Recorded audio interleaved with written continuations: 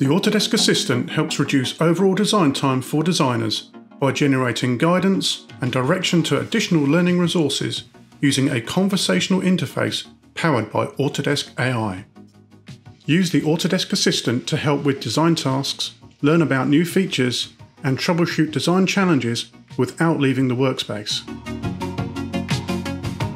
Once questioned, the Autodesk Assistant will return a number of curated solutions to the problem, which can be explored instantly, or provide AI-generated responses which summarize information from multiple sources.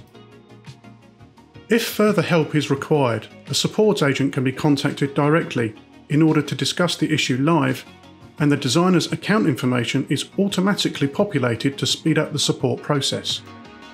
The support agent will then log into the chat and will first review the request and then initiate a discussion with the designer in order to solve the issue as quickly as possible. At the end of the discussion, a full transcript can be saved directly, but will also be emailed to the designer as a record of the interaction. As an alternative to the live chat with the support agent, the designer can initiate a support case. A support case form is presented with contact details and initial question pre-populated, which can then be edited. The option to upload relevant files is also available.